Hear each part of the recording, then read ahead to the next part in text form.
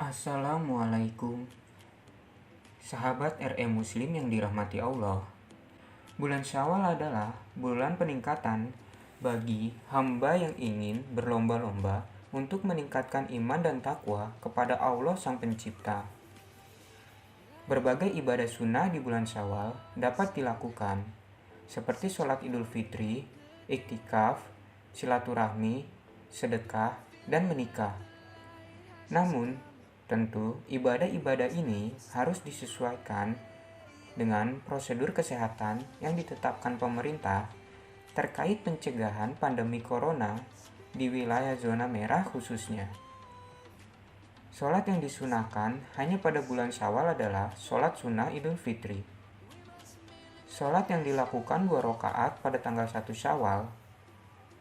Sholat ini berlaku pada setiap muslim, baik laki-laki maupun perempuan, yang dalam keadaan mukim. Dalil dari hal ini adalah hadis dari Ummu Atiyah. Beliau berkata, Nabi SAW memerintahkan kepada kami pada saat sholat Id, Idul Fitri ataupun Idul Adha, agar mengeluarkan para gadis yang baru beranjak dewasa dan wanita yang dipingit. Begitu pula wanita yang sedang haid.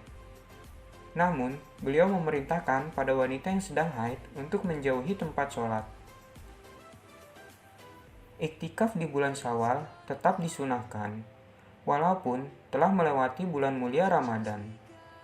Ibnul Qayyim menyebutkan bahwa tujuan disyariatkan iktikaf adalah agar hati terfokus kepada Allah saja, terputus dari berbagai kesibukan kepada selainnya, sehingga yang mendominasi hati hanyalah cinta kepada Allah, berzikir kepadanya, semangat menggapai kemuliaan ukhrawi dan ketenangan hati sepenuhnya hanya bersama Allah Subhanahu wa Ta'ala. Di saat pandemi seperti ini, kita cukup menjadikan tempat sholat di rumah kita sebagai tempat iktikaf. Selanjutnya adalah menyambung silaturahmi. Momen saling berkunjung dan memaafkan ini adalah ciri khas di bulan Syawal, di mana mereka saling temu kangen dan mempererat tali persaudaraan. Dan sungguh, saling mengunjungi silaturahmi ini memiliki keutamaan yang besar dari sisi pahala dan umur yang berkah. Di samping dapat memupuk dan melanggengkan kasih sayang.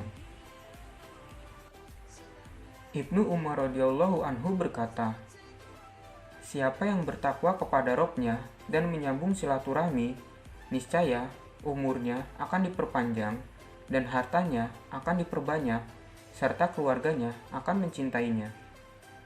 Diriwayatkan oleh Bukhari dalam Adabul Mufrad. Bersilaturahmi di tengah pandemi seperti sekarang ini sebaiknya dilakukan secara virtual melalui teknologi komunikasi yang tersedia. Di samping bersilaturahim, bulan Syawal merupakan ajang bersedekah seseorang setelah melewati hari kemenangan. Biasanya, sedekah itu diberikan kepada tetangga yang fakir atau saudara yang jarang bertemu dan jauh. Setelah berbulan-bulan mereka bekerja dan mendapatkan gaji, kini saatnya mereka menyedekahkan sebagian hartanya guna mendapatkan keberkahan rezekinya.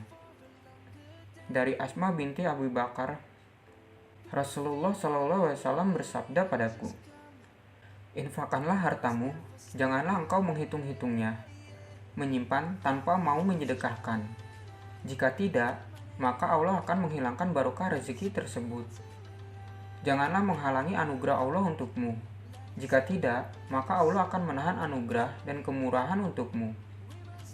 Dan amal soleh yang juga disunahkan pada bulan Syawal adalah membangun rumah tangga atau menikah.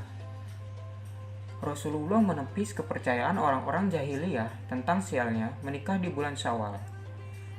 Aisyah radhiyallahu anha, istri Nabi SAW menceritakan, Rasulullah SAW menikahiku di bulan Syawal dan membangun rumah tangga denganku pada bulan Syawal pula.